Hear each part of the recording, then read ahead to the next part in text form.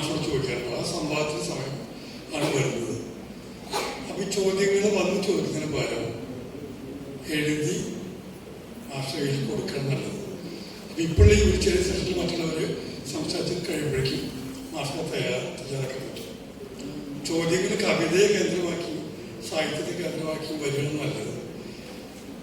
അവിടെ ഇന്റർനാഷണൽ ഫെസ്റ്റിവലിന് ബാലേന്ദ്രൻ പുള്ളിക്കാരന് കാരോട കൊടുക്കാത്ത എന്താണ് പ്രസിഡന്റ് എന്നൊക്കെയുള്ള ചോദ്യങ്ങളൊക്കെ മാറ്റിവെച്ച് എഴുത്തിലേക്ക് വരും.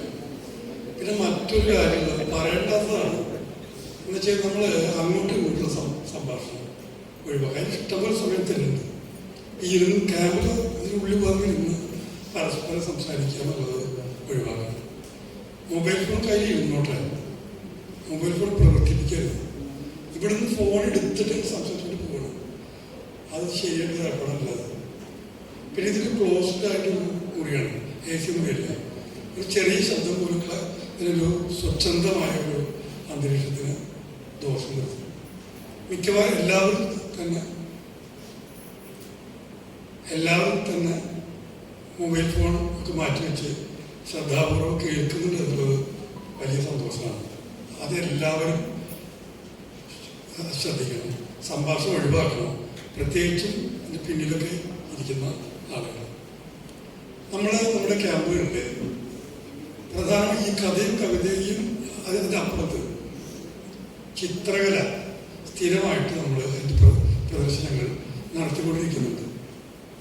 കവികൾ കഥ വായിക്കണം, കഥാകൃത്തുകൾ കവിത വായിക്കണം എന്ന് പറയുന്ന പോലെ നമ്മൾ ചിത്രം കാണണം, സിനിമ കാണണം. അവരെല്ലാവരും കവിത വായിക്കുകയും കഥ വായിക്കുകയും വേണം എന്നെല്ലായിടത്തും പറയാറുണ്ട്. ഇപ്പോൾ ഇവിടെ നിന്ന ചിത്രങ്ങളുണ്ട്. ഈ ചിത്രങ്ങൾ ക്യാമ്പങ്ങളിൽ കൂടി ചിത്രങ്ങളെല്ലാം വെച്ചൊരു ഗംഭീരമായിട്ടുള്ള പരിപാടി ആക്കണമെന്ന് വിചാരിച്ച പോലെ പറ്റിയില്ല. ആയിക്കൂടെ നമ്മൾ ആർട്ടിസ്റ്റ് ഗായത്രിയുടെ ചിത്രങ്ങളാണ് മുമ്പിലുള്ളത്. ഗായത്രി മാഷ് നമ്മുടെ കൂടെ ഉണ്ട്. ഈ ചിത്രങ്ങൾ നമ്മൾ കാണും. ചിത്രങ്ങളെ കുറിച്ചുള്ള ഒരു കുറിപ്പ് നമ്മൾ സ്വയം തയ്യാറാക്കി നമ്മൾ കയ്യിൽ വെക്കണം. എന്താണ് നമ്മളൊരു കാഴ്ച പോകുന്നത്? ഇപ്പോൾ നടക്കുന്നത് ഈ ചിത്ര പ്രദർശനത്തിൻ്റെ ഉദ്ഘാടനമാണ്. അത് ചെയ്യുന്നത് ചിത്രകലാ രംഗത്ത് വളരെ ഗംഭീരമായ പ്രവർത്തനങ്ങൾ നിരന്തരം നടത്തിക്കൊണ്ടിരിക്കുന്ന കേരള ലളിതകലാ അക്കാദമിയുടെ സെക്രട്ടറി ശ്രീ ബാലമുരളീകൃഷ്ണനാണ്. അദ്ദേഹം സ്വയം മികച്ച ഒരു സംഘാടകനും ചിത്രകാരനും ആണ് എന്ന് ഞാൻ പരിചയപ്പെടുത്തേണ്ടതില്ല. ഈ ചിത്ര പ്രദർശനത്തിൻ്റെ ഔപചാരികമായിട്ടുള്ള ഉദ്ഘാടനം ശ്രീ ബാലമുരളീകൃഷ്ണൻ നിർവഹിക്കുന്നു. അദ്ദേഹത്തെ ക്ഷണിക്കുന്നു. ബഹുമാനപ്പെട്ട സച്ചിദാനന്ദ മാഷ്, അധ്യക്ഷത വഹിച്ച വിജയ മാഷ്, വേദിയിലും സംസ്കരിക്കുന്ന ബഹുമാന്യരെ, പ്രിയപ്പെട്ടവർ, നമ്മുടെ വിവിധ സാഹിത്യോത്സവവുമായി ബന്ധപ്പെട്ട് ഇവിടെ ഗായത്രിയുടെ കുറച്ച് ചിത്രങ്ങൾ ഇവിടെ പ്രദർശിപ്പിച്ചിട്ടുണ്ട്. ഞാൻ വിചാരിച്ചത് ഇവിടെ വലിയൊരു പ്രദർശനം ഉണ്ടെന്നായിരുന്നു. രൗണിയേട്ടൻ നേരത്തെ നമ്മൾ സൂചിപ്പിച്ചത് കുറേ കലാകാരന്മാരെ ഇവിടെ ഉൾപ്പെടുത്തിക്കൊണ്ട് ഒരു കൂട്ടായ്മ സംഘടിപ്പിക്കണം എന്നായിരുന്നു. പക്ഷെ അത് വലിയ തിരക്കുകളിലായി പോയ അക്കാദമി. അതുപോലെ തന്നെ നാളെ പത്മിനിയുടെ അനുസ്മരണമാണ്. അത് വളരെ വിപുലമായിട്ട് നമ്മുടെ ക്യാമ്പസിൽ വെച്ച് നടത്തുകയാണ്. അതോടൊപ്പം സാമ്പത്തിക പ്രശ്നങ്ങളും എല്ലാം കൂടി ഉള്ള ഒരു വിഷയമാണ്. അടുത്ത പ്രാവശ്യം നമുക്ക് ഗംഭീരമാക്കാം എന്ന് ഞാൻ അദ്ദേഹത്തോട് ഉറപ്പ് കൊടുത്തിരിക്കുകയാണ്. നമ്മുടെ ചിത്രകലാ രംഗം എന്ന് പറയുന്നത് വളരെ കേരളത്തിൻ്റെ അവസ്ഥ ഞാൻ പറയുന്നത് വളരെ വിപുലമായി മുന്നേറിക്കൊണ്ടിരിക്കുകയാണ്. ഇതര സംസ്ഥാനങ്ങളെ അപേക്ഷിച്ചും ഇതര അക്കാദമികളെ അപേക്ഷിച്ചും ഏറ്റവും അതിശക്തമായിട്ട് മുന്നോട്ട് പോയിക്കൊണ്ടിരിക്കുകയാണ്. കേരളത്തിലെ കലാകാരന്മാരെന്ന് പറഞ്ഞ വ്യത്യസ്തങ്ങളായിട്ടുള്ള ചിന്തകളും രീതികളും കൊണ്ട് മുന്നോട്ട് പോയിക്കൊണ്ടിരിക്കുന്ന കലാകാരന്മാർ. അവർക്ക് നമ്മുടെ കലാകാരന്മാരെന്ന് പറയുന്നത് വിദ്യാഭ്യാസം കിട്ടിയ കലാകാരന്മാരുണ്ട്, ഉന്നത വിദ്യാഭ്യാസം നേടി പുറത്തുപോയി പഠിച്ച് തിരിച്ചു വരുന്നവരുണ്ട്, ഇവിടെ സെൽഫ് ടോട്ടായിട്ടുള്ള ആർട്ടിസ്റ്റുകളുണ്ട്, വിദ്യാർത്ഥി സമൂഹമുണ്ട്. ഇവരെല്ലാം ചേർന്ന ഒരു കമ്മ്യൂണിറ്റിയാണ് ചിത്രകലാ രംഗം എന്ന് പറയുന്നത്. അപ്പോൾ അതിൻ്റെ അഡ്രസ് ചെയ്യുന്നത് ലളിതകലാ അക്കാദമി. അപ്പോൾ അതുകൊണ്ട് കേരളത്തിലുടനീളം വിപുലമായ പരിപാടികളുമായിട്ടാണ് മുന്നോട്ട് പോയിക്കൊണ്ടിരിക്കുന്നത്. അപ്പോൾ നമ്മുടെ കല ഈ മോഡേൺ ഇപ്പം സജീവ മാഷ് പറഞ്ഞതുപോലെ വളർന്നതനുസരിച്ച് ഈ പല പ്രസ്ഥാനങ്ങളും കടന്നു വരും. പക്ഷെ യഥാർത്ഥത്തിൽ സാഹിത്യമോ കലയൊക്കെ അതിൻ്റെ റൂട്ടനുസരിച്ച് തന്നെ പൊക്കൊണ്ടുവരിക്കും. ഇപ്പം നമ്മുടെ ചിത്രകലയിൽ മാറ്റം ഉണ്ടാകുക എന്ന് പറയുന്നത് ഫോട്ടോഗ്രാഫിയുടെ വരവോടുകൂടിയാണ്. 1800-കളിൽ ഫോട്ടോഗ്രാഫി കണ്ടുപിടിച്ചതിന് ശേഷമാണ് ലോകത്ത് റിയലിസം മാത്രം മുന്നേറിക്കൊണ്ടിരുന്ന ഒരു പീരീഡിൽ ഫോട്ടോഗ്രാഫിയുടെ വരവോ അതുവരെ ആണുങ്ങൾ കുടുംബങ്ങളിലെയോ അല്ലെങ്കിൽ മറ്റ് ഉന്നത ഫാമിലികളിലെയോ ഒക്കെ ഉള്ള ആൾക്കാരെ നോക്കി ചിത്രം വരയ്ക്കുന്ന ഒരു രീതി ചിത്രകാരന്മാർ തുറക്കരുത്, അല്ലെങ്കിൽ റിയലിസ്റ്റിക് ആയിട്ടുള്ള കാര്യങ്ങൾ വരച്ചത്.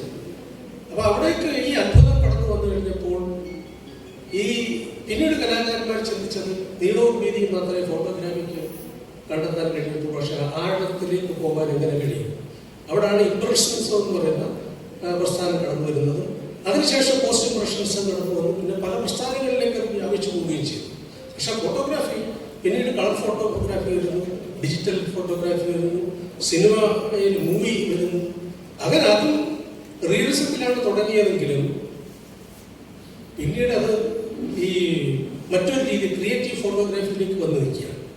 ഇന്ന് ചിത്രകല അതുപോലെ തന്നെ ഈ ഫോട്ടോ റിയലിസം പോലുള്ള അങ്ങനെ റിയലിസ്റ്റിക് പദാവിലേക്ക് തിരിച്ചു വന്നുകൊണ്ടിരിക്കുകയാണ്. ഒരേ ദിശയിലേക്കാണ് ഫോട്ടോഗ്രാഫിയും പിന്നെ ചിത്രകലയും നീങ്ങിക്കൊണ്ടിരിക്കുന്നത് ഇന്ന്. അതുകൊണ്ടാണ് ന്യൂ മീഡിയ പോലുള്ള കാര്യങ്ങളും നമ്മുടെ കലാകാരന്മാർ ഗൗരവമായി കാണുന്നതും പുതിയ പുതിയ സാധ്യതകൾ ഉപയോഗിച്ച് മുന്നോട്ട് നീങ്ങിക്കൊണ്ടിരിക്കുന്നു. നമ്മുടെ കേരളത്തിൽ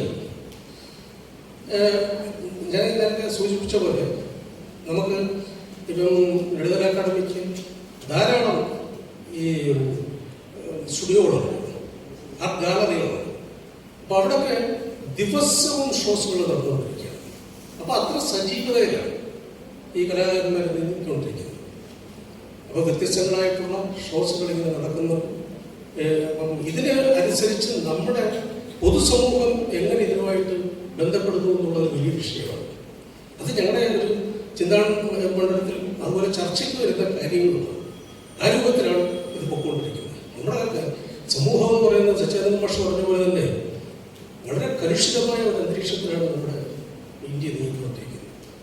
നമുക്കറിയാം, ഈ പഴയ ഒരു കാലഘട്ടത്തിൽ നമ്മൾ അനുഭവിച്ച ജാതീയതയും അകറ്റി നിർത്തലും ഒക്കെ വീണ്ടും മറ്റൊരു രൂപത്തിൽ കടന്നു വന്നുകൊണ്ടിരിക്കുന്നു.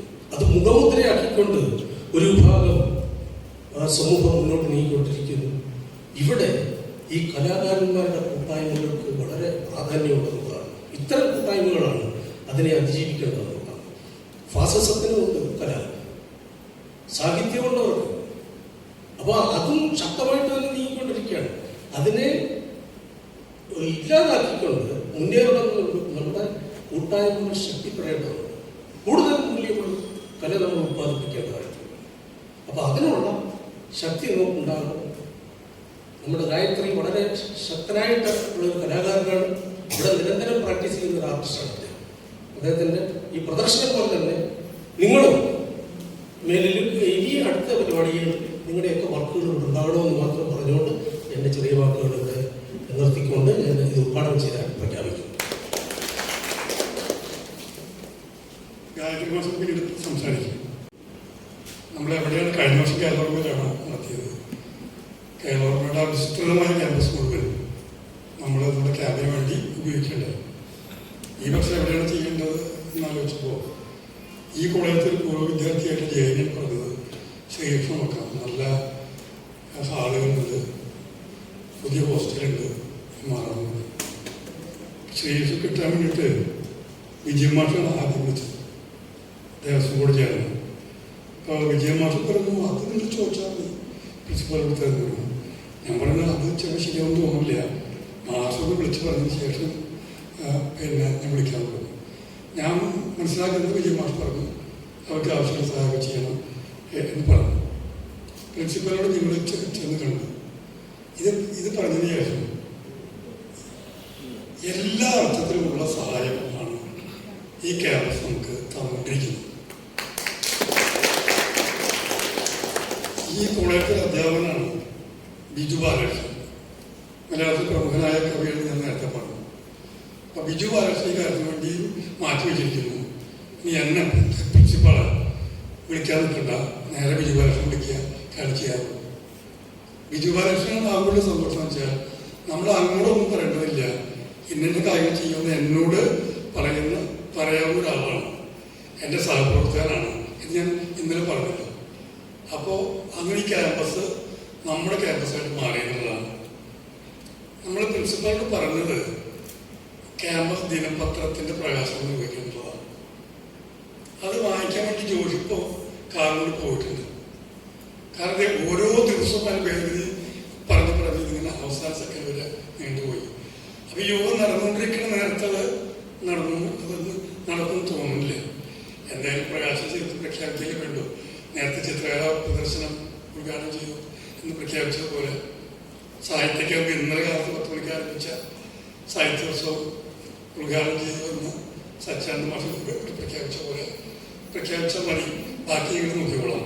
പ്രിൻസിപ്പാള് അങ്ങേയറ്റം ആദരവോടുകൂടി ഈ ചടങ്ങല്ല ബുള്ളറ്റിൻ, ഡെയിലി ബുള്ളറ്റിൻ പ്രകാശനം ചെയ്യാൻ നമ്മളോട് സംസാരിക്കാൻ വേണ്ടി സ്നേഹപൂർവ്വം ക്ഷണിക്കുന്നു.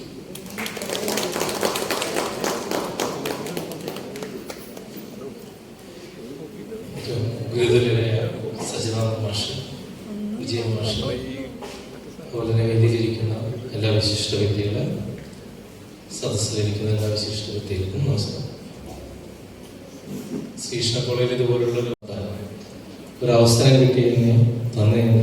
ഇതിൻ്റെ സംഘാടകർ പ്രത്യേകിച്ച് രാമണി മാഷോട് എല്ലാവിധ നന്ദിയും ഞാൻ പ്രകാശിപ്പിക്കുന്നു. നമ്മുടെ കോളേജിനെ സംബന്ധിച്ചത് പറയുകയാണെങ്കിൽ ഈ ഒരു പ്രോഗ്രാം ശ്രീകൃഷ്ണ കോളേജ് നടന്നുകൊണ്ട് തന്നെ ഞങ്ങളുടെ കുറച്ച് കുട്ടികളും ഇതിൽ പങ്കെടുക്കുന്നു. ഒരു വിദ്യാഭ്യാസ സ്ഥാപനത്തിന് ഒരു വിദ്യാർത്ഥികൾക്ക് കൊടുക്കാൻ പറ്റാവുന്ന ഏറ്റവും നല്ലൊരു അവസരമാണ് എൻ്റെ വിദ്യാർത്ഥികൾക്ക്.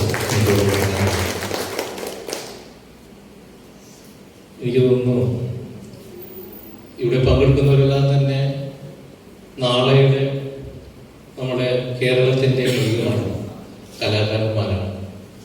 അതിനുള്ളൊരു വിത്തുപാകലാണ് നമ്മൾ നടന്നുകൊണ്ടിരിക്കുന്നത് ഈ ക്യാമ്പ്. പക്ഷെ സച്ചിദാനന്ദ മാഷുടെ സംസാരം കേട്ട് കഴിഞ്ഞപ്പോൾ എനിക്ക് തോന്നുന്നു ഈ വരുന്ന കാലഘട്ടത്തിൽ, അല്ലെങ്കിൽ വർത്തമാന കാലഘട്ടത്തിൽ കലാകാരന്മാരായി മാറുന്നവര് അവർ ബുള്ളറ്റ് പ്രൂഫുള്ള ശരീരവും മനസ്സുമായി മാറേണ്ടതായിട്ടുണ്ട് എന്നാണ് നമുക്കറിയാം. നമ്മുടെ ഭാരതമണ്ണിൽ ധാരാളം കലാകാരന്മാരാണ് വെടിയുണ്ടകൾക്ക് ഇരയായി മരിച്ചു വന്നിട്ടുള്ളത്. പഴയ കാലഘട്ടത്തിലാണെങ്കിൽ അമ്പിന് ഭയം നന്മതിയായിരുന്നു കലാകാരന്മാർ. എന്നതല്ല, കോർപ്പറേറ്റ് ശക്തികളുടെ മൂലധനവും അതോടൊപ്പം തന്നെ എല്ലാത്തിനും സംഹരിക്കാൻ പറ്റിയിട്ടുള്ള ശക്തമായിട്ടുള്ള ആയുധങ്ങളുമുള്ള കാട്ടാളന്മാരോടാണ് പ്രതികരിക്കേണ്ടത്. അവരോടാണ് അരുത് എന്ന് പറയേണ്ടത്. അപ്പോൾ തീർച്ചയായിട്ടും നമ്മുടെ മനസ്സും ശരീരവും ബുള്ളറ്റ് പ്രൂഫുകൾ ആവരണം ചെയ്യപ്പെട്ടതായി മാറാൻ ഈ ക്യാമ്പ് സഹായിക്കട്ടെ എന്ന് ആത്മാർത്ഥമായിട്ട് ആശംസിച്ചുകൊണ്ടും ഇതിൻ്റെ ഡെയിലി ബുള്ളറ്റിൻ ഉദ്ഘാടനം ചെയ്തതായിട്ട് പറഞ്ഞുകൊണ്ടും നിർത്തുന്നു. നന്ദി, നമസ്കാരം. അവിടെ ഒരു കരകൗശല വസ്തുക്കൾ ചെറിയതൊക്കെ ഉണ്ടാക്കി കൊണ്ടുവന്നിട്ടുണ്ട്. കരകൗശല ഒക്കെ ഉണ്ടാക്കുന്നുണ്ട് എന്ന് പറഞ്ഞപ്പോൾ കുറച്ച് കൊണ്ടുവരുന്ന ക്യാമ്പിൽ വെക്കാൻ പറഞ്ഞു. അന്ന് മുതൽ നടത്തിയ പ്രവർത്തനങ്ങളാണ്. ഷുഹാനയാണ് അത് തയ്യാറാക്കിയത്. കടലാസ് പേപ്പറുകൾ ഉപയോഗിച്ച് ഉണ്ടാക്കിയവ, മരുന്നിൻ്റെ ബോട്ടിലുകൾ, കുപ്പികൾ ഉപയോഗിച്ചുകൊണ്ട് ചെയ്തവ, ഇങ്ങനെ ചില സമയത്ത് കൊണ്ടുവന്നിട്ടുണ്ടാവും. അത് കൂടെ പ്രദർശിപ്പിക്കുകയും ചെയ്യാം. കുറച്ച് കഴിയുമ്പോൾ ഷുഹാനി സംസാരിക്കുകയും ചെയ്യും. ഇപ്പോൾ നമ്മുടെ പൂക്കസയുടെ ജില്ലാ സെക്രട്ടറിയും പ്രമുഖരായ കഥാകൃത്ത്, നാടകത്തിന് സാഹിത്യത്തിന് പുരസ്കാരം നേടിയിട്ടുണ്ട് MN വിനയകുമാർ. പിന്നെ സിനിമയുടെ സംവിധായകൻ, കുട്ടികളുടെ സിനിമയ്ക്ക് സ്റ്റേറ്റ് അവാർഡ് മുഖ്യമന്ത്രി മേടിച്ചിട്ടുണ്ട്. അങ്ങനെ ചെയ്യാത്ത കാര്യങ്ങളൊന്നും ഇല്ലാതെ പറയാം. അപ്പോൾ MN വിനയകുമാർ ഈ സാഹിത്യോത്സവത്തെ അഭിവാദ്യം ചെയ്യും. എന്നാലും ഒറ്റ കാര്യം മാത്രം പറഞ്ഞ് ഞാൻ അവസാനിപ്പിക്കാം. അതിതാണ്, നമ്മൾ ക്യാമ്പിന് വരുന്നു, ക്യാമ്പ് കഴിഞ്ഞ് പോകുമ്പോൾ ഇവിടെ നിന്നൊന്നും കിട്ടിയില്ലെങ്കിലും നിങ്ങൾ സ്വയം ഇവിടുന്ന് ആർജിച്ചെടുക്കേണ്ട ചില സംഗതികളുണ്ട്. അതായത് നമ്മുടെ സമയം, ഭാവിയിലുള്ള നമ്മുടെ സമയം ഉപയോഗിച്ചുകൊണ്ട് കൂടുതൽ വലിയ രീതിയിലുള്ള വായന ആസൂത്രണം ചെയ്യണം, വലിയ രീതിയിലുള്ള എഴുത്ത് ആസൂത്രണം ചെയ്യണം എന്ന് ഞാൻ പറയില്ല. വലിയ രീതിയിലുള്ള വായന ഉണ്ടാകുന്നതോട് കൂടിയിട്ട് വലിയ രീതിയിലുള്ള എഴുത്തിന് നമുക്ക് സാധിക്കും. പക്ഷെ ഇതില്ലാണ്, രണ്ടും കൂടി ഒരുമിച്ച് നടക്കുള്ളൂ. അതിൽ ആദ്യത്തെ ഇല്ലാണ്ട് രണ്ടാമത്തത് ഇല്ല.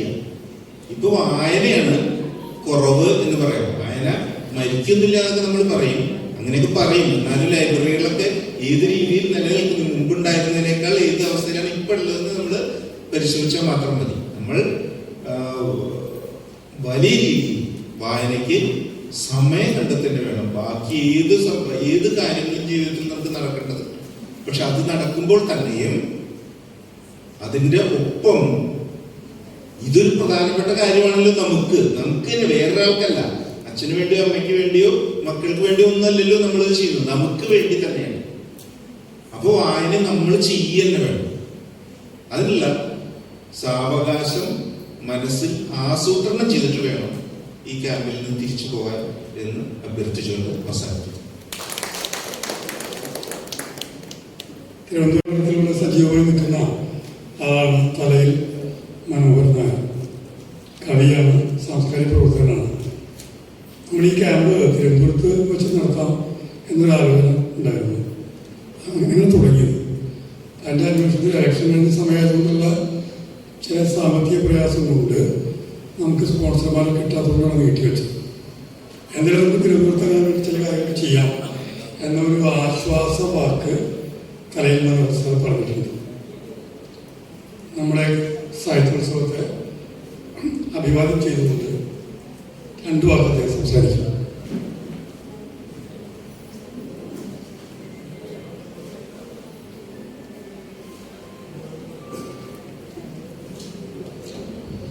എല്ലാവർക്കും നമസ്കാരം. ഈ സമയം ഞാനിവിടെ നിൽക്കുന്നത് തന്നെ ഒരു വലിയ ഇത് കാണുന്നുണ്ടാവും. അവര് എന്തൊക്കെ നടക്കുമെന്ന് എനിക്കറിയില്ല. 3 മരണം എൻ്റെ കുടുംബത്തിൽ സംഭവിച്ചിരിക്കുന്നു. 10 മിനിറ്റിന് മുമ്പ് ഒരാൾ മരിച്ചു. ഞാനൊരു പട്ടാളത്തിൽ ഇരുന്നത് കൊണ്ടൊക്കെ ആയിരിക്കാം എന്തോ എൻ്റെ അച്ഛൻ്റെ ഇളയ സഹോദരി, നമ്മളെ കുടുംബത്തിലെ ഏറ്റവും സുന്ദരി, അവരുടെ 3 മക്കൾ, ഇരട്ട പെൺകുട്ടികൾ. അതിൽ മൂത്ത മകൻ 29 വയസ്സ്, സോഫ്റ്റ്വെയർ എഞ്ചിനീയർ, അബുദാബിയിൽ. ഇന്നലെ ഷോക്കേറ്റ് അവൻ മരിച്ചു. അവൻ്റെ വൈഫ്, അവളും അവിടെ സോഫ്റ്റ്വെയർ എഞ്ചിനീയറാണ്. 10 മിനിറ്റ് മുമ്പ് മരിച്ചു. ഇതറിഞ്ഞ് എൻ്റെ മാമി, എൻ്റെ കുടുംബത്തിൽ ഒരേ ഒരു മാമി, അവര് ഒരു 3 മണിക്കൂർ മുമ്പ് മരിച്ചു.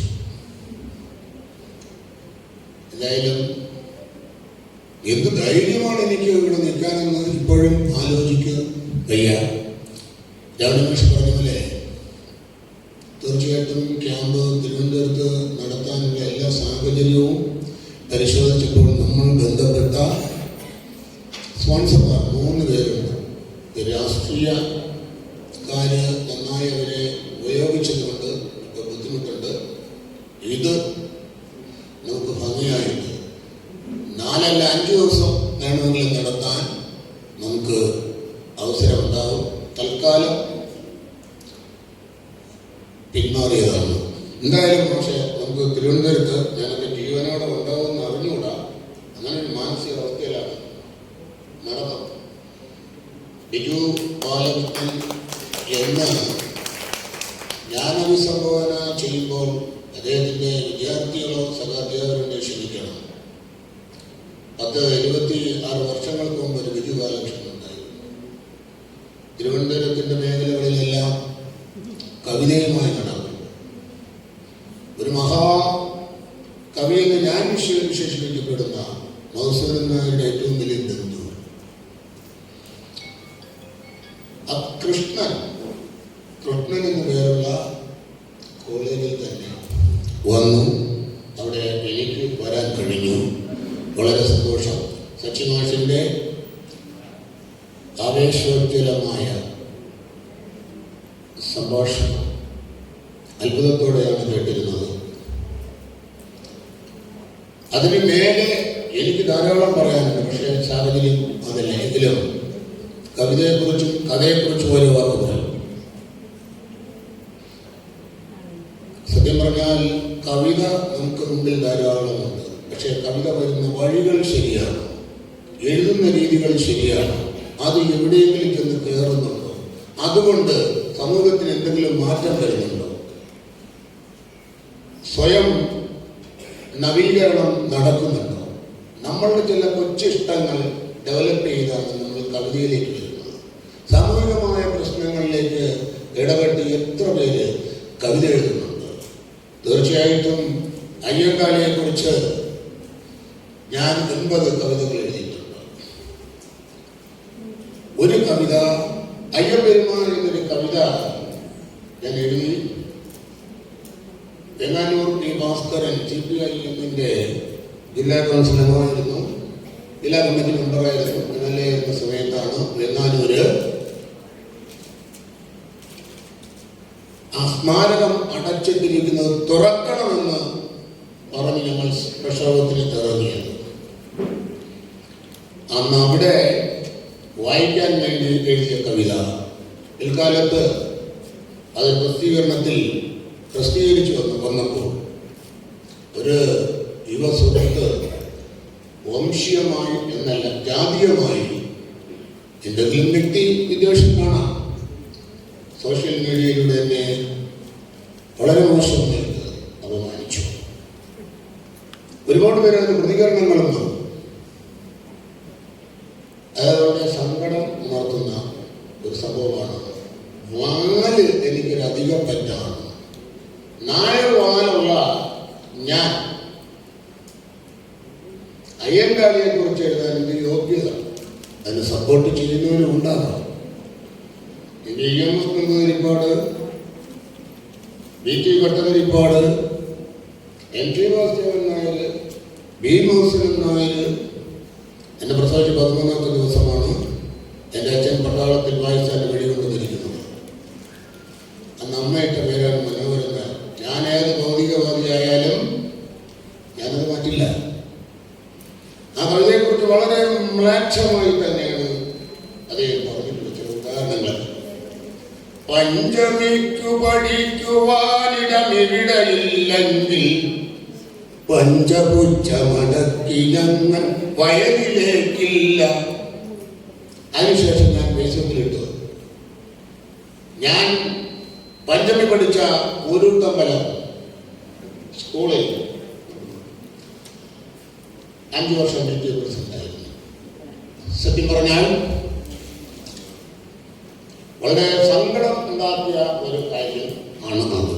പിന്നെ ഒരു കാര്യം കവികളോട് പറയാനുള്ളത്, പ്രകോപനമില്ലാത്ത കവിത മൃതശരീരത്തിന് തുല്യമാണ്. പ്രകോപനം കവിതയിൽ ഉണ്ടാവണം.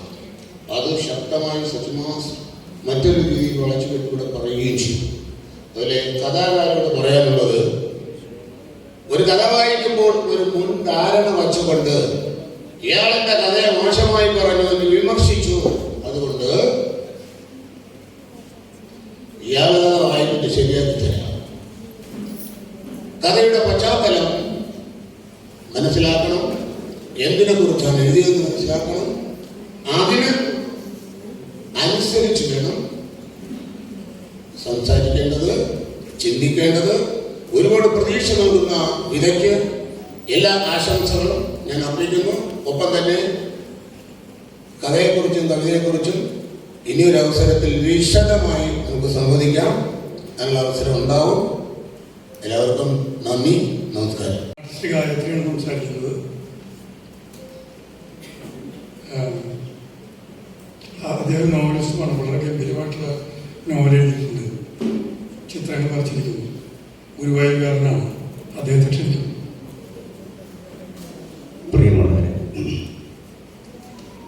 നമ്മൾ ഒരു വലിയ കൊയ്ത്തുത്സവത്തിൻ്റെ മുന്നോടിയായിട്ടാണ് വിത നടത്താറ്. അപ്പോൾ നിങ്ങളൊക്കെ കർഷകരാണെന്ന് ഞാൻ വിശ്വസിക്കുന്നു. നല്ല വിതയ്ക്ക് വേണ്ടി, നല്ല കൊയ്ത്തിന് വേണ്ടിയായിരിക്കണം നിങ്ങളുടെ ഓരോ ശ്രമം. ഒരു മനുഷ്യൻ എന്ന് പറഞ്ഞാൽ, ഞാൻ പ്രസവിക്കാനൊന്നും പോകണ്ട, 2-3 മിനിറ്റ് കൊണ്ട് നിർത്തുക. ഒരു മനുഷ്യൻ എന്ന് പറഞ്ഞാൽ അവൻ്റെ ശരീരമല്ല, അവൻ്റെ മനസ്സാണ്. മനസ്സിനെ നമ്മൾ എങ്ങനെ സെറ്റ് ചെയ്യുന്നുവോ അതുപോലെ ഇരിക്കും ഒരു മനുഷ്യൻ. അതിന് ധാരാളം ഉദാഹരണങ്ങളുണ്ട്, ഞാനൊന്നും നിരത്തുന്നില്ല. അപ്പോൾ അതുകൊണ്ട് നമ്മൾ ശരീരമല്ല, മനസ്സാണ് ഒരു മനുഷ്യൻ എന്ന് നിശ്ചയിക്കണം. അങ്ങനെ നിശ്ചയിക്കുമ്പോൾ നിങ്ങൾ ആരാകണം എന്ന് നിങ്ങൾ ആഗ്രഹിച്ചാൽ നിങ്ങളുടെ മനസ്സിനെ അങ്ങനെ സെറ്റ് ചെയ്യാൻ നിങ്ങൾക്ക് സാധിക്കും. അതിനെ നമ്മൾ ഇച്ഛാശക്തി എന്നൊക്കെ വേണമെങ്കിൽ പറയാം. അങ്ങനെ ഇച്ഛാശക്തിയോടുകൂടി മനസ്സിനെ സെറ്റ് ചെയ്താൽ നിങ്ങൾ വിതയ്ക്കുകയും 100 മേനിയും കൊയ്യുകയും ചെയ്യും. എവിടെയും ലോകത്തെമ്പാടും കല എന്നതിൻ്റെ നിർവചനം തന്നെ മാറിക്കഴിഞ്ഞ സമയമാണ്. വളരെ മൾട്ടി ഡിസിപ്ലിനറി ആയിട്ടുള്ള രംഗങ്ങളിലൊക്കെ പ്രവർത്തിക്കുന്നവരെയാണ് ഇന്ന് കലാകാരൻ എന്ന് വിളിക്കുന്നുള്ളൂ. എഴുത്തൊരു കലയാണ്. അതുകൊണ്ട് കലാകാരൻ എന്ന് പറയുമ്പോൾ നിങ്ങൾ തെറ്റിദ്ധരിക്കേണ്ട, അത് സാഹിത്യമായിട്ട് ബന്ധമൊന്നുമുള്ള കാര്യമല്ല. ഞങ്ങൾ വേറെ ആൾക്കാരാണെന്നൊന്നും വിചാരിക്കേണ്ട. എഴുത്തും ഒരു കലയാണ്. അപ്പോൾ അതുകൊണ്ട് മൾട്ടി ഡിസിപ്ലിനറിയാണ് ഇന്ന് കലാകാരൻ എന്ന് വിശേഷിപ്പിക്കുന്ന ഒരാൾക്ക്. വെറുതെ വരയ്ക്കാൻ മാത്രമല്ല, എഴുതാൻ മാത്രമല്ല, പാടാനും ഇൻസ്ട്രുമെന്റ് വായിക്കാനും, നാടകം എഴുതാനും, നാടകം ചെയ്യാനും, അഭിനയിക്കാനും എല്ലാ തരത്തിലുമുള്ള കഴിവുകൾ പ്രകടിപ്പിക്കാൻ സാധിക്കണം. അപ്പോൾ മാത്രമല്ല നമ്മൾ ചരിത്രത്തിലൂടെയാണ് നടന്നു വരുന്നത് എന്നത് മറക്കരുത്. പൂർവ്വഭാരങ്ങളില്ലാതെ എഴുതുന്ന തലമുറയാണ് എന്ന് പറഞ്ഞുകൊണ്ടും, പിന്നെന്താണ് ഭൂതകാല കുളിരെന്നൊക്കെ പറഞ്ഞുകൊണ്ട് ഈ നവമാധ്യമങ്ങളിൽ എഴുതുമ്പോൾ സുഹൃത്തുക്കളെ, നിങ്ങളൊരു കാര്യം മറക്കണം. ഒരു ശില്പി കല്ലിൽ കൊത്തുന്ന ഉള്ളി, അതില്ലാതെ അയാൾക്ക് കൊത്താനാവില്ലല്ലോ. അത് അയാളുടെ പൂർവികരുണ്ടാക്കിയിട്ടുള്ളതാണ്, അത് അവർ കണ്ടുപിടിച്ചതാണ്. അതിൻ്റെ പുതിയ രൂപത്തിൽ നിങ്ങൾ ആ കല്ലിൽ കൊത്തുന്നത്, നിങ്ങൾ കല്ലിൽ കൊത്തിക്കഴിയുമ്പോൾ ഉണ്ടാകുന്ന ഒന്നുണ്ടല്ലോ, അത് സർക്കാർ പൂർവ്വം പുതിയതുമായിരിക്കണം. അപ്പോഴാണ് ഈ പൂർവ്വഭാരങ്ങളിൽ നിങ്ങൾക്ക് മാറാൻ പറ്റൂ. ആ ഓർമ്മ എക്കാലത്തും ഉണ്ടാവണം എല്ലാവർക്കും. അറിയാം. ഈ കോളേജിലെ വിദ്യാർത്ഥികളാണ് ഈ കാര്യങ്ങൾ മുഴുവൻ ചെയ്തത്. നമുക്കറിയാം, ഭക്ഷണം വിളമ്പിച്ചിരുന്നത്, ഡെസ്ക് പിടിച്ചിരുന്നത്, എല്ലാ കാര്യത്തിലും നമ്മുടെ കൂടെ സഹായിക്കാൻ നിൽക്കുന്നുണ്ട്. ഞാനിവിടെ കുറേ കാലം മുമ്പ് ഒരു സാഹിത്യ ക്യാമ്പ്, ഒരു കോളേജ് യൂണിയൻ്റെ സാഹിത്യ ക്യാമ്പ് നടത്തേണ്ടത്. അതുകൊണ്ട് 86 ആവാൻ വഴിയുണ്ട്. അതൊരു ഗംഭീരമായിട്ട് ക്യാമ്പിൻ്റെ ഓർമ്മയായി ഇന്ന് കൊണ്ടു നടക്കുന്നവരുണ്ട്. ഈ അടുത്തിടെ ഷാർജ പോയ സമയത്ത് ദുബായിൽ വെച്ചിട്ട് ഒരു കൂടിച്ചേരൽ അന്ന് ഇവിടെ പഠിച്ച കുറേ കുട്ടികൾ കാണുന്നത്. അവർ പറഞ്ഞു ആ ക്യാമ്പിനെ കുറിച്ച്.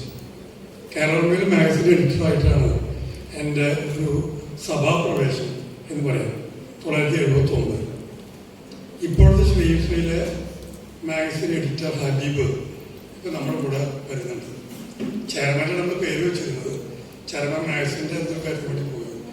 മാഗസിൻ എഡിറ്റർ നിങ്ങൾ എൻ്റെ പിൻഗാമിയായി മാഗസിൻ എഡിറ്ററായി വന്നിരിക്കുന്ന പ്രിയപ്പെട്ട ഹബീബിന് ഈ കോളേജിലെ എല്ലാ വിദ്യാർത്ഥികൾക്കും വേണ്ടി സംസാരിക്കാൻ പറ്റും.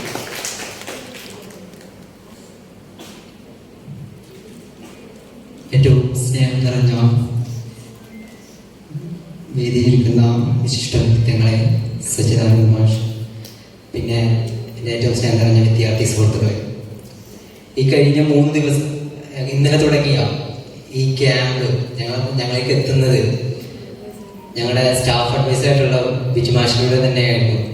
ഇങ്ങനെ ഒരു ക്യാമ്പ് നമ്മുടെ ക്യാമ്പസിൽ നടത്തണമെന്ന് ആദ്യമായി ബിജു സാറ് ഞങ്ങളുടെ യൂണിയന്റെ ചെയർമാനെ വിളിച്ചു പറയുമ്പോൾ ഒരു മടിയും കൂടാതെ ഞങ്ങളത് ഏറ്റെടുക്കാൻ തയ്യാറായിരുന്നു. കാരണം നമുക്കെല്ലാവർക്കും അറിയാം, ഈ തലമുറയുടെ ഒരുപാട് പ്രശ്നങ്ങൾ ആ തലമുറയിൽപ്പെട്ട ഒരാളായതുകൊണ്ട് അത് ഏറ്റവും നന്നായി അറിയുന്ന ഒരാൾ ഞാൻ തന്നെയായിരിക്കും. കാരണം ഞങ്ങൾക്ക് ഇപ്പോ സാഹിത്യത്തിനോടോ അങ്ങനെ ഈ മേഖലയിലേക്ക് കടന്നു വരുന്നത് വളരെ കുറഞ്ഞുകൊണ്ടിരിക്കുന്ന ഒരു തലമുറ തന്നെയാണ്. അത് ഒരു യാഥാർത്ഥ്യമായ സത്യം തന്നെയാണ്. വിദ്യാർത്ഥികൾ ക്യാമ്പസിലേക്ക് വരുന്നത് വെറുതെ ഒരുപാട് പരിപാടികൾ മാത്രം കണ്ടുകൊണ്ടാകുന്ന ഒരു കാലത്താണ്.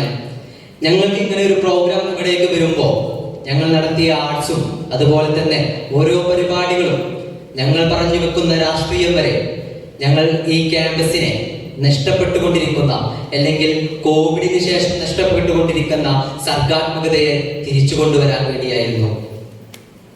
അപ്പോ ഞങ്ങൾക്ക് കിട്ടിയ ഏറ്റവും നല്ല ഒരു അവസരം തന്നെയായിരുന്നു ഇത്. പക്ഷെ അത് ഞങ്ങൾക്ക് ഏറ്റവും നല്ല രീതിയിൽ ഉപയോഗപ്പെടുത്താൻ സാധിച്ചു എന്ന് ചോദിച്ചാൽ അതിൽ ചെറിയ വീഴ്ചകൾ വന്നിട്ടുണ്ട്. അതിന് ഏറ്റവും വലിയ കാരണം എന്ന് പറയുന്നത്, നിങ്ങൾക്ക് എല്ലാവർക്കും അറിയാം, ഇപ്പോൾ ക്യാമ്പസ് അവധിയാണ്. വിദ്യാർത്ഥികൾ പല സ്ഥലങ്ങളിലും പല ജില്ലകളിൽ നിന്ന് വരുന്ന വിദ്യാർത്ഥികളായതുകൊണ്ട് തന്നെ ഞങ്ങൾക്ക് വിദ്യാർത്ഥികളെ പങ്കെടുപ്പിക്കുന്നതിന് ചെറിയ വീഴ്ചകൾ വരുത്തിയിട്ടുണ്ട്. ഇതിൽ എല്ലാ വിദ്യാർത്ഥികളും പങ്കെടുക്കണമെന്ന് ഏറെ ആഗ്രഹിച്ച ഒരു യൂണിയൻ തന്നെയാണ് ഞങ്ങളത്. ഇപ്പോ ശരിക്കും ഈ പരിപാടിക്ക് വേണ്ട എല്ലാ സഹകരണങ്ങളും ആദ്യം തൊട്ട് കൂടെ നിന്നിരുന്ന യൂണിയൻ ചെയർമാനായിരുന്നു. മാഗസിന്റെ ഒരു ആവശ്യത്തിന് വേണ്ടി, അഡ്വർടൈസ്മെന്റിന്റെ ഒരു ആവശ്യത്തിന് വേണ്ടിയിട്ട് ഒരു വർക്ക് ആവശ്യമായിട്ട് പുറത്തു പോകേണ്ടി വന്നതുകൊണ്ടാണ് ഞാൻ അവിടെ നിന്ന് സംസാരിക്കുന്നത്. അപ്പോ ഇന്നത്തെ ഒരു പരിപാടി വെക്കുമ്പോ ഒരു മാഗസിൻ എഡിറ്റർ എന്ന നിലയിൽ എനിക്ക് ആദ്യം എന്റെ മനസ്സിലേക്ക് ആദ്യം വന്നത്, ഈ മാഗസിന് പരസ്യം പിടിക്കാൻ, നമുക്ക് കുറച്ച് ഫണ്ടിന് വേണ്ടി പരസ്യം പിടിക്കാൻ ഞങ്ങൾ പോകും. അതായത് ഓരോ ഇവിടെ പോയിട്ട് ഞങ്ങൾ 1000 പിടിക്കും. 100 പേജ് ഉണ്ട്, 150 പേജ് ഉണ്ട്, കുറെ കഥകളുണ്ട്. കഥകൾക്കിടയിൽ ഞങ്ങൾ ഇത് വെക്കാം, പരസ്യം വെക്കാം. അപ്പൊ വിദ്യാർത്ഥികൾ ശ്രദ്ധിക്കും. ഇങ്ങനെ കുറച്ചൊക്കെ ഇങ്ങനെ നുണകൾ പറഞ്ഞു കൊണ്ട് കിട്ടുള്ളൂ. അപ്പൊ ഞങ്ങളിങ്ങനെ പല കടകളിലും കയറാറുണ്ടായിരുന്നു. അപ്പോ ഒരു കടയിൽ ഒരുപാട് ചീട്ടക്കിൽ കയറിയപ്പോ ഞങ്ങൾ ഇതെല്ലാം പറഞ്ഞു. അപ്പൊ ആള് ഭയങ്കര ചിരിച്ചിരിക്കണം. അപ്പൊ ഞങ്ങൾ വിചാരിച്ചു ഇത് പരസ്യം കിട്ടിയത് തന്നെ. അപ്പം ആ രീതിയിലുണ്ട്. അപ്പൊ ഞങ്ങൾ അവിടുത്തെ എണീച്ചിട്ട് തിരിച്ചു വരാൻ നിൽക്കുന്ന സമയം ആളൊന്ന് വിളിച്ചിട്ട് ചോദിച്ചു, അതെ ഇപ്പത്തെ കുട്ടികൾ ഈ ബുക്കുകൾ വായിക്കോ? അതോടെ തീർന്നു. കാരണം അവിടെ ഞങ്ങളുടെ ആത്മവിശ്വാസം ഇല്ലാതെ. കാരണം ഇപ്പത്തെ ലൈബ്രറിയിൽ പോയി നോക്കി കഴിഞ്ഞാൽ മനസ്സിലാവും എത്ര വിദ്യാർത്ഥികൾ ഇവിടെ നിന്ന് ബുക്ക് എടുക്കുന്നുണ്ടെന്ന്. അപ്പൊ ഞങ്ങൾക്ക് ഇങ്ങനെ പറയാൻ പറ്റിയ മാഗസിൻ ഈ വിദ്യാർത്ഥികൾ വായിക്കുന്നുണ്ടെന്ന്. ആ മാഗസിന്റെ കവറും അതുപോലെ തന്നെ അതിലുള്ള ചിത്രങ്ങളൊക്കെ നോക്കി അത് മാറ്റി നിർത്തപ്പെടുന്ന ഒരു വിദ്യാർത്ഥി സമൂഹം തന്നെയാണ് ക്യാമ്പസിലുള്ളത്. അപ്പൊ അങ്ങനത്തെ ഒരു മാഗസിനിലേക്ക് എന്തിന് ഞങ്ങൾ പരസ്യം തരണമെന്ന് ഒരു മാഗസിൻ എഡിറ്റർ എന്ന നിലയിൽ ഞാൻ അവിടെ പോയി നിൽക്കുമ്പോൾ എനിക്കതിന് മറുപടി പറയാനില്ല. പക്ഷെ അത് തിരിച്ചു കൊണ്ടുവരാൻ കഴിയും. കൊറോണയിൽ വീട്ടിലിരുന്ന് മൊബൈൽ ഫോണിലിരുന്ന് ആ ഒരു പ്രശ്നം അത് മാറ്റാൻ സാധിക്കും എന്നതിന് ഇതുപോലെയുള്ള ഓരോ ക്യാമ്പുകളും ഉദാഹരണമാണ്. അത് ഞങ്ങൾക്ക് ഞാൻ ആദ്യമേ പറഞ്ഞു വെച്ചിട്ടുണ്ടായിരുന്നു, നമുക്ക് വിദ്യാർത്ഥികളെ പങ്കെടുപ്പിക്കുന്നതിന് കുറച്ച് തടസ്സങ്ങൾ ഉണ്ടായിരുന്നു. പക്ഷെ ഇതുപോലൊരു ക്യാമ്പ് അല്ലെങ്കിൽ മറ്റൊരു രീതിയിൽ ലിറ്ററേച്ചർ ഫെസ്റ്റിവലോ അല്ലെങ്കിൽ സാഹിത്യ ക്യാമ്പോ നാടക ക്യാമ്പോ അങ്ങനെ എന്തെങ്കിലും ഒരു ക്യാമ്പ് ഈ കോളേജ് ഈ യൂണിയൻ നടത്താൻ തന്നെ തീരുമാനിച്ചിട്ടുണ്ടായിരുന്നു. അപ്പോ അതിന് പറ്റിയൊരു സമയം ലഭിക്കുകയാണെങ്കിൽ ഞങ്ങൾ നടത്തും. ഇത്രയും കാര്യങ്ങളാണ് മെയിനായിട്ട് പറഞ്ഞു വെക്കാനുള്ളത്. പിന്നെ ഈ ക്യാമ്പസിൽ വിത എന്ന് പറയുന്ന സാഹിത്യോത്സവം നടത്താൻ തീരുമാനിച്ച സംഘാടകർക്ക് ശ്രീകൃഷ്ണ കോളേജ് യൂണിയന്റെ പേരിലുള്ള എല്ലാ ആശംസകളും നേർന്നുകൊണ്ട് ഞാൻ എന്റെ വാക്കുകൾ നിർത്തുന്നു. നന്ദി, നമസ്കാരം.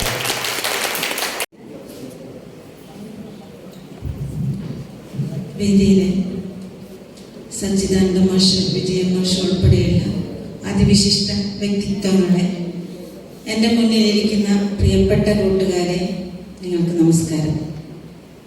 കഴിഞ്ഞ കുറേ സമയം നമ്മൾ സുന്ദരമായ വാക്കുകളാൽ നമ്മുടെ മനസ്സിനെ പ്രക്ഷുബ്ധമാക്കിക്കൊണ്ടിരിക്കുകയായിരുന്നു സച്ചിദാനന്ദ മാഷ്. ശരിക്കും പറഞ്ഞാൽ ഇങ്ങനെ ഒരു വേദിയിൽ നന്ദി പറയാൻ അവസരം കിട്ടുക എന്നുള്ളത് ഏറ്റവും വലിയ ഭാഗ്യമായിട്ടാണ് ഞാൻ കരുതുന്നത്. എൻ്റെ തലമുറയിലെ ചെറുപ്പകാലത്ത് 10ാം ക്ലാസ് വരെ പഠിക്കാനുള്ള കവിതകളിലെ ഭൂരിഭാഗവും പ്രാചീന കവിത്രയങ്ങള്, ആധുനിക കവിത്രയങ്ങള്, അതുമല്ലെങ്കിൽ ആധുനിക കവികൾ എന്ന് അന്ന് പറഞ്ഞിരുന്ന ഇടശ്ശേരി, അതുപോലെ ജി ശങ്കരക്കുറുപ്പ്, പി ഭാസ്കരൻ എന്ന് പറയുന്ന അതുപോലെയുള്ള കവികളുടെ കവിതകൾ മാത്രമാണ് 10ാം ക്ലാസ് വരെ പഠിക്കാനുണ്ടായിരുന്നത്.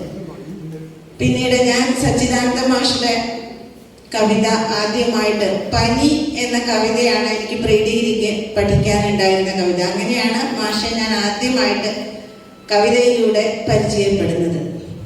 അന്ന് അയ്യപ്പ പണിക്കരുടെ കവിതകളും സുഗതകുമാരി ടീച്ചറുടെ കവിതകളും ആറ്റൂരിന്റെ കവിതകളും ഒക്കെയാണ് പിന്നെ പഠിക്കാനുണ്ടായിരുന്നത്. അപ്പോഴൊക്കെ എനിക്ക് കവിതകളുടെ വ്യത്യസ്തമായ ഒരു ലോകം നമ്മുടെ മുന്നിൽ തുറക്കുകയായിരുന്നു. അന്ന് വരെ നമ്മൾ കാണാത്ത ഒരു ലോകമാണ് നമ്മുടെ മുന്നിൽ തുറക്കുന്നത്. ഇന്ന് സ്ഥിതി മാറി. ചെറിയ ക്ലാസ് തൊട്ട് തന്നെ കുട്ടികൾ ഇത്തരം കവിതകൾ പഠിക്കുന്നുണ്ട്, അത് ആസ്വദിക്കുന്നുണ്ട്, എല്ലാം ചെയ്യുന്നുണ്ട്. നമ്മളെ സംബന്ധിച്ചിടത്തോളം സച്ചിദാനന്ദ മാഷ് കവിതയുടെ ഒരു കടലാണ്. നമ്മളൊക്കെ ആ കടൽ തീരത്ത് കിടക്കുന്ന മണൽത്തരികളാണ് എന്നാണ് ഞാൻ വിശേഷിപ്പിക്കുന്നത്. ഓരോ കവിത വായിക്കുമ്പോഴും ആ കവിതയിലെ ഒരു തിരമാല വന്ന് നമ്മളെ നനച്ച് കടന്നു പോകുന്നു. ഇപ്പൊ നമ്മുടെ കാവ്യശിഖ മുന്നോട്ട് വെച്ച ഒരു ആശയം, നമ്മുടെ വർഗീസ് ആന്റണി മാഷിന്റെ നേതൃത്വത്തില് സച്ചിദാനന്ദം എന്ന പേരില് മാഷിന്റെ കവിതകള് പഠിക്കുകയും അതിനെ മനസ്സിലാക്കുകയും ചെയ്യുക എന്നുള്ള ഒരു ബൃഹത്തായ പരിപാടി നമ്മൾ മുന്നോട്ട് വെച്ച് നടപ്പിലാക്കിക്കൊണ്ടിരിക്കുകയാണ്. ഞാൻ ചിന്തിക്കുന്നത് ആ ഒരു പരിപാടി കഴിയുമ്പോഴേക്കും ഒരു വലിയ വേലിയേറ്റമായിട്ട് നമ്മളാകുന്ന മണൽത്തരികളെ സച്ചിദാനന്ദ മാഷിന്റെ കവിതകളാകുന്ന കടലിലേക്ക് അങ്ങോട്ട് കൊണ്ടുപോകും എന്നാണ് ഞാൻ ചിന്തിക്കുന്നത്. ഈ വാക്കുകൾ, മാഷിന്റെ വാക്കുകൾ അത്രയധികം മനസ്സിനെ നമുക്കൊക്കെ വേലിയേറ്റം സൃഷ്ടിച്ചു എന്നാണ് പറയാനുള്ളത്. അതുകൊണ്ട് ആദ്യമായിട്ട് ഞാൻ നന്ദി പറയുന്നത് പ്രിയപ്പെട്ട സച്ചിദാനന്ദ മാഷോടാണ്.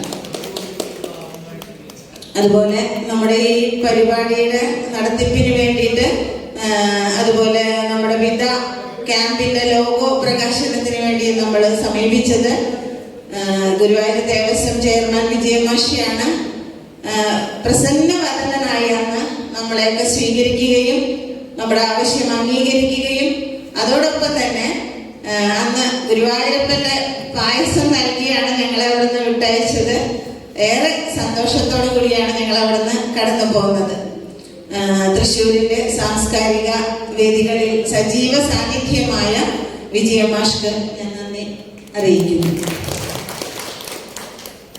പിന്നെ ഇവിടെ ആമുഖ പ്രഭാഷണം നടത്തിയത് ഈ കോളേജിലെ തന്നെ പ്രിയപ്പെട്ട ബിജു ബാലകൃഷ്ണ മാഷാണ്.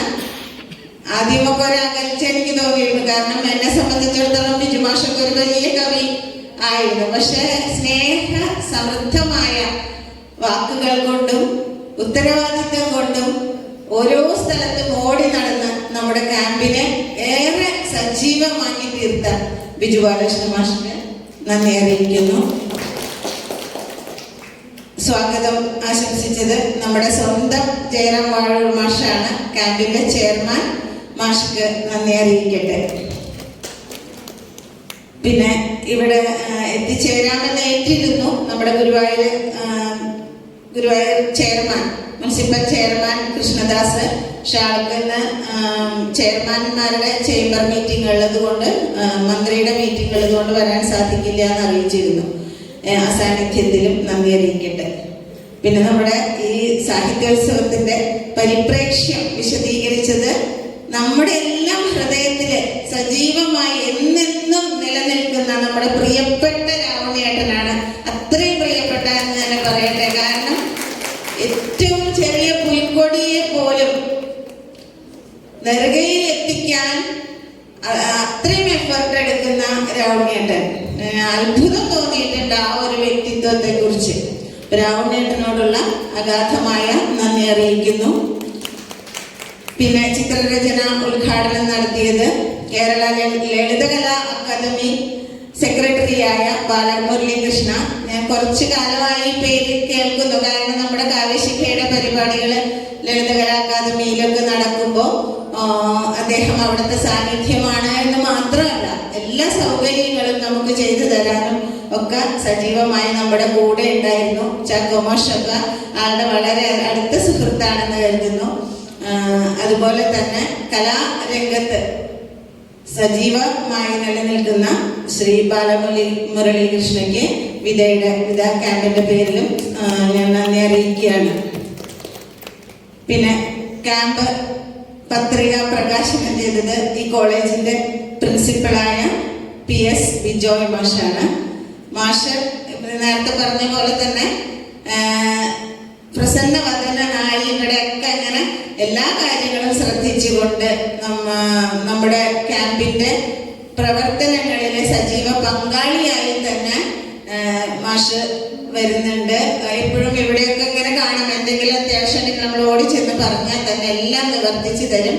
കോളേജ് അത്രത്തോളം നമ്മളോട് സഹകരിക്കുന്നുണ്ട്. നമുക്കറിയാം ബാക്കിലെ ക്യാമ്പിനെ അപേക്ഷിച്ച് എത്ര സൗകര്യമുള്ള ഒരു സ്ഥലമാണ് നമുക്ക് ഈ ക്യാമ്പിന് ലഭിച്ചത് എന്നുള്ളത്. ഒരു AC ഹാള്, ലേഡീസ് ഹോസ്റ്റലാണെങ്കിൽ അത്രയും നല്ല മനോഹരമായിട്ടുള്ള ലേഡീസ് ഹോസ്റ്റല്, പിന്നെ ക്യാമ്പസ്. ഇതൊരിക്കലും ഈ ഒരു ക്യാമ്പ് നമ്മുടെ ഒന്നും മനസ്സിൽ നിന്ന് മറന്നു പോവില്ല. അപ്പൊ അത്രയും നല്ലൊരു അന്തരീക്ഷം നമുക്ക് സമ്മാനിക്കുന്നതില്, നമുക്ക് നൽകിയതില് പ്രധാന പങ്ക് വഹിച്ചത് കോളേജ് പ്രിൻസിപ്പളാണ്. അദ്ദേഹത്തിനോടുള്ള നന്ദി അറിയിക്കട്ടെ. പിന്നെ ആശംസ അറിയിക്കാനെത്തിയത് പൂക്കാസ ജില്ലാ കമ്മിറ്റി പ്രസിഡന്റായ അഡ്വക്കേറ്റ് VD പ്രേംപ്രസാദാണ്. അദ്ദേഹത്തെ നമ്മൾ സുപരിചിതനാണ്. കാരണം നമ്മുടെ കാവ്യശിഖയുടെ പ്രവർത്തനങ്ങൾക്കെല്ലാം അദ്ദേഹം എത്താറുണ്ട്.